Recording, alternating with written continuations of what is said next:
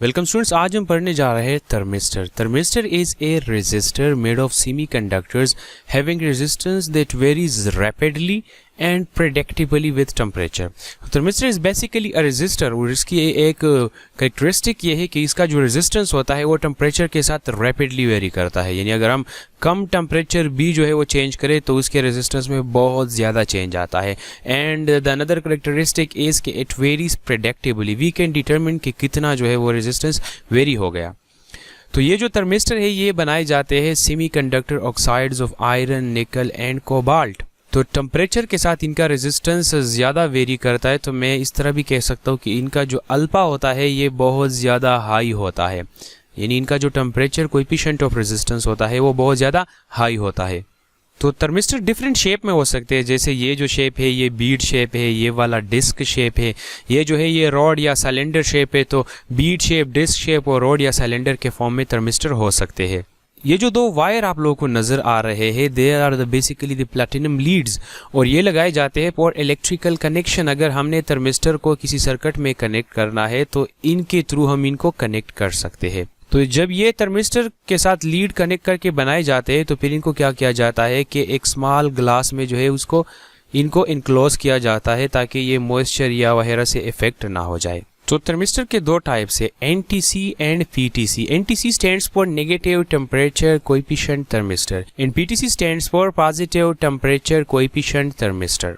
तो नाम से ही जाहिर है इन थर्मिस्टर का जो अल्फा होता है वो नेगेटिव होता है और इन थर्मिस्टर का जो अल्फा होता है पॉजिटिव होता है। अगर मैं और सादा बताऊं, अगर हम टेम्परेचर इंक्रीज कर दे तो इस किस्म के थर्मिस्टर का रेजिस्टेंस ड्रॉप करेगा और अगर हम इनका टेम्परेचर जो है बढ़ाए तो इनका रेजिस्टेंस उसके साथ बढ़ेगा। तो NTC ऐसे रेजिस्टर्स होते हैं कि जिनका रेजिस्टेंस कम होता है टेम्परेचर इंक्रीज करने के साथ, और PTC ऐसे थर्मिस्टर्स होते हैं कि जिनका अगर हम टेम्परेचर बढ़ाए तो उनका रेजिस्टेंस भी बढ़ेगा। तो ये जो NTCs है इनके बहुत सारे एप्लीकेशंस है। PTC रेयरली यूज होते हैं। अभी हम पढ़ेंगे कि कौन कौन से एप्लीकेशंस है NTC के। पहला एप्लीकेशन जो थर्मिस्टर सर्व कर सकता है वो है to safeguard against surge current. और सर्ज करंट कौन सा करंट होता है? देखिए, स्टार्ट में जब इलेक्ट्रिसिटी आ जाती है, यानी ग्रिड स्टेशन से जैसी हमें इलेक्ट्रिसिटी मिल जाती है तो स्टार्ट्स के कुछ सेकंड्स के लिए जो इलेक्ट्रिसिटी का मैग्नीट्यूड होता है वो रैपिडली वेरी करता है, यानी अप एंड डाउन हो जाता है, हाई वैल्यू पे जाता है फिर लो पे आता है। तो ये जो करंट है इसको बोला जाता है सर्ज करंट। तो ये जो सर्ज करंट है ये बहुत ज़्यादा डेंजरस होता है क्योंकि इसकी वैल्यू जो है पीक में जो अलाउएबल वैल्यू होती है किसी इक्विपमेंट के लिए उसको क्या करती है, उसको क्रॉस कर लेती है और कुछ सेकंड्स के बाद ये करंट क्या हो जाता है, फिर कांस्टेंट हो जाता है। So this is safe. तो ये जो स्टार्ट वाला करंट है सर्ज करंट, इससे अगर हमने इक्विपमेंट को बचाना है तो हम यूज़ करेंगे थर्मिस्टर को, और थर्मिस्टर भी यूज़ करेंगे NTC वाला थर्मिस्टर। तो ये सर्किट आप लोग देख रहे हो कि इस सर्किट में मैंने क्या किया हुआ, एक थर्मिस्टर को कनेक्ट किया हुआ है। This is the circuit symbol for thermistor. आप लोगों ने क्या करना है, एक रेजिस्टर ड्रा करना है और इसके अलोंग एक एरो लगाना है, तो this will show the thermistor. और इस थर्मिस्टर के साथ यहाँ पे मैंने कुछ कनेक्ट किया हुआ है। ये कंप्यूटर भी हो सकता है, CPU भी हो सकता है, मेडिकल इक्विपमेंट्स, मोबाइल फ़ोन जो भी हो, ये इनमें यूज़ होता है थर्मिस्टर।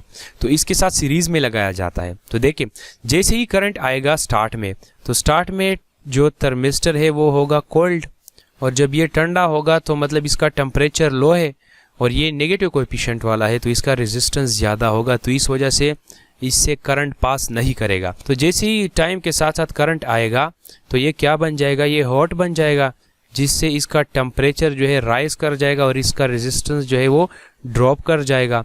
तो फिर जो है करंट फ्लो होगा और हमें करंट मिलने वाला है। तो इसने बेसिकली क्या किया कि जो सर्ज करंट था उसको अलाउ नहीं किया कि वो क्या करे, चले और इस यहाँ पे जो इक्विपमेंट लगा हुआ है उसको डैमेज कर ले।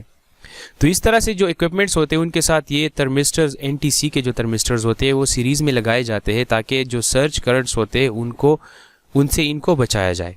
तो थर्मिस्टर को हम जो है वो एज अ टेम्परेचर सेंसर भी यूज़ कर सकते हैं। यानी टेम्परेचर सेंसर ये क्या करेगा, टेम्परेचर को डिटेक्ट करेगा। जैसे ही टेम्परेचर बढ़ जाए तो ये हमें डिटेक्ट कराएगा कि टेम्परेचर बढ़ गया।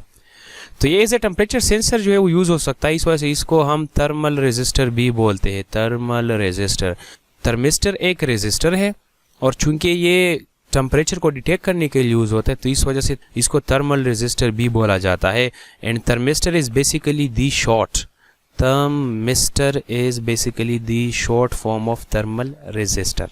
तो अभी इस सर्किट में मैंने एक जो है थर्मिस्टर कनेक्ट किया हुआ है एक इलेक्ट्रिक बेल के साथ। तो जैसे इस इलेक्ट्रिक बेल को करंट मिलेगा इट विल रिंग। अब यहाँ पे करंट आएगा कि नहीं आएगा, this will be decided by this thermistor.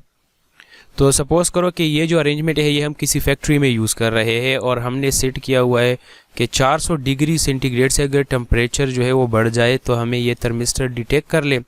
तो ये अरेंजमेंट ऐसा है कि जब यहाँ पे टेम्परेचर 400 डिग्री तक ना पहुँचे थर्मिस्टर से कोई करंट पास नहीं करेगा क्योंकि ये कोल्ड होगा। पर जैसे ही ये टेम्परेचर 400 डिग्री सेंटीग्रेड पे पहुंच जाए या उसे एक्सीड कर जाए तो क्या होगा कि जो टेम्परेचर है थर्मिस्टर का वो इंक्रीज कर जाएगा, रेजिस्टेंस उसका जो है वो लो कर जाएगा और यहाँ से जो है इस बेल की तरफ करंट आएगा और ये रिंगिंग स्टार्ट कर लेगा। तो इस तरह से क्या कर सकता है ये जो थर्मिस्टर है ये हमें डिटेक्ट करा सकता है कि temperature has increased above a certain value.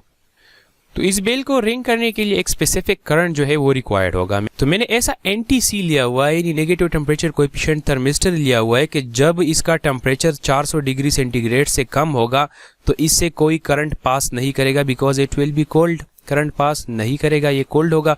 पर जैसे ही एक्सटर्नल टेम्परेचर जो है जहाँ पे हम इसको यूज़ कर रहे हैं वो 400 डिग्री सेंटीग्रेड से वो एक्सीड कर जाए तो क्या होगा, जो टेम्परेचर है वो एक्सीड कर गया यानी बढ़ गया तो रेजिस्टेंस इसका लो हो जाएगा और रिजल्ट में जो है वो करंट फ्लो करना स्टार्ट कर जाएगा और ये इलेक्ट्रिक बेल जो है ये बजने लगेगा।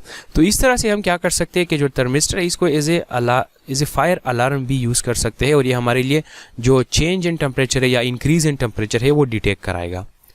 इसके अलावा जो विंडिंग्स होते हैं, विंडिंग्स मोटर वगैरह के, जनरेटर वगैरह के जो विंडिंग्स होते हैं उनका भी टेम्परेचर जो है बढ़ जाता है, बहुत ज़्यादा बढ़ता है।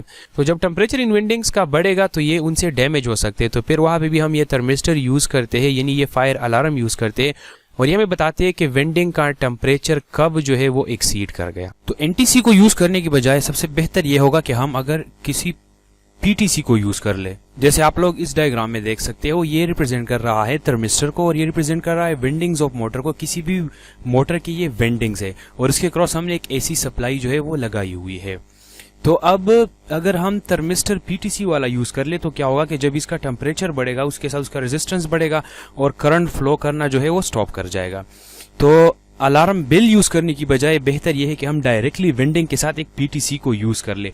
उसका फायदा हमें ये रहेगा जैसे ही एक्स्ट्रा करंट फ्लो होगा विंडिंग्स के थ्रू उनका टेम्परेचर बढ़ेगा, वो हीट अप हो जाएंगे और जैसे ही टेम्परेचर बढ़ेगा उसके साथ साथ PTC का रेजिस्टेंस बढ़ेगा और करंट ब्लॉक हो जाएगा। इस तरह से क्या होगा कि जो विंडिंग्स है उनके क्रॉस करंट जीरो हो जाएगा।